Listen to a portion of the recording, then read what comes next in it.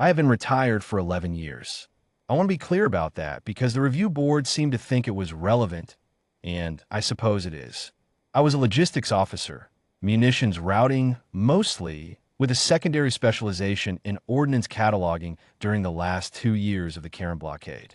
I was not signals intelligence. I was not cryptography. I was not, in any formal sense, qualified to be doing what I was doing in that room. That is also relevant.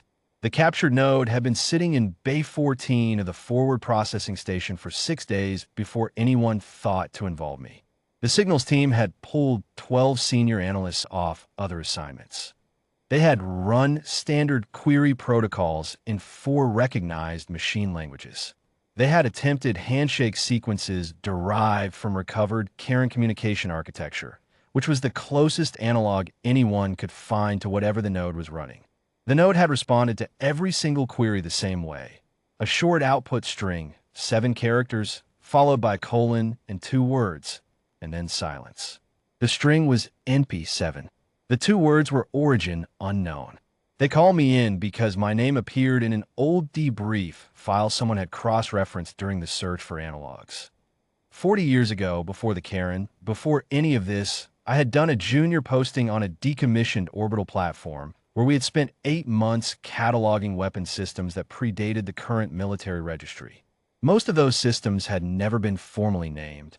They existed in the records as alphanumeric placeholders, holding codes assigned by a cataloging convention that no longer existed because the committee that had invented it had been dissolved in a bureaucratic reorganization before anyone got around to replacing the convention with something else.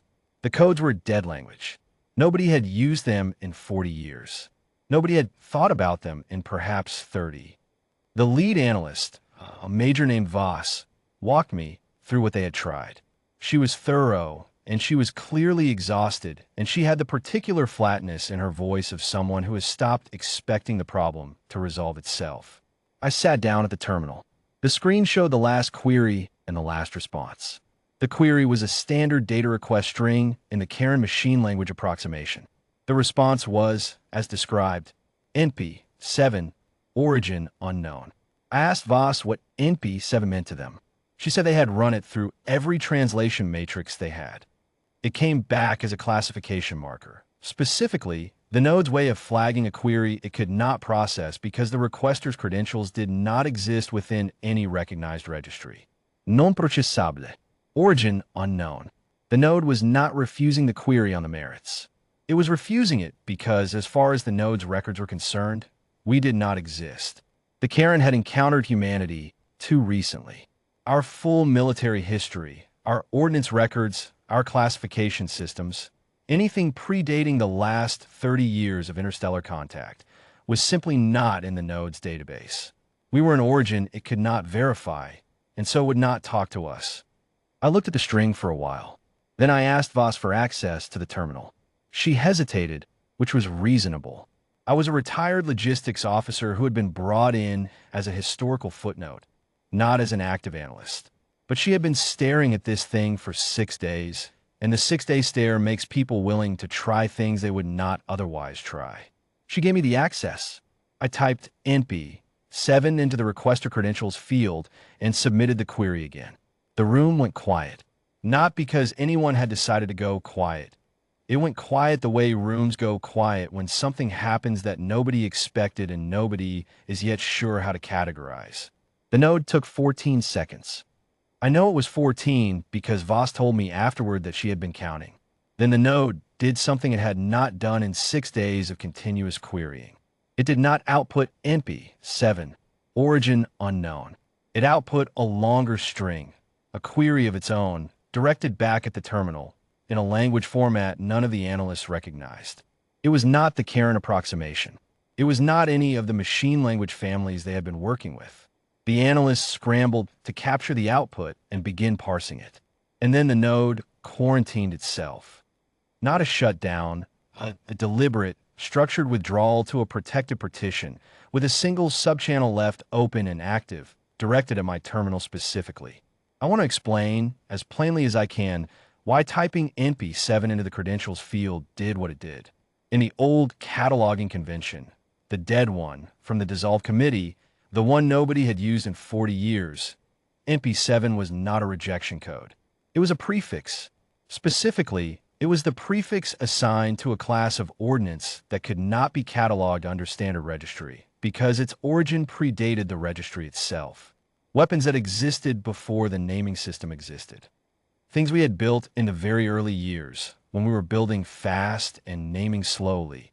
And some of what we built never got a proper name before the convention changed.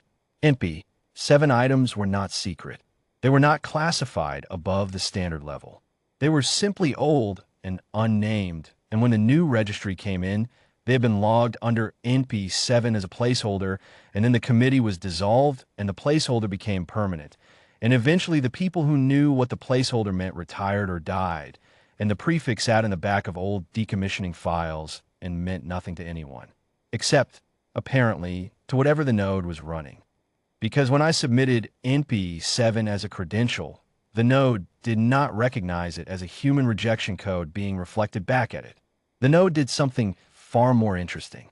It cross-referenced the string against its own deep archive records, the ones that went back further than the Karen contact window, the ones that indexed things from before we were known quantities, and it found a match. 41 separate ordnance entries, all NP-7 prefixed, cataloged in whatever the node used as a historical database, logged under the category that its own architect had reserved for weapons whose specifications could not be fully reconstructed from available data. The node had records of our oldest, unnamed weapon systems.